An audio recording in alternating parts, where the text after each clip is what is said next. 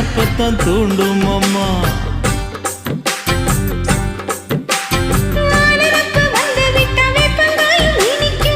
நினப்பு போய்விட்டா செங்கரும்பும் கசக்கும். கோபுரத்தை கட்டி வைக்கவா தலைவன கலசம வணங்கிடவா. கட்ட விரல் ரத்தம் எடுத்தே கண்மணிய குங்குமமா வச்சு விடுவேன். தொட்டா சிணுங்கி போல தொட்டா சிணுங்குறாளே சிட்டார சிட்டுக்குருவி. என்ன விட்டா போதும் முன்னு சிட்டா பறக்குறாளே குத்தால தொட்டு மருவி. அந்த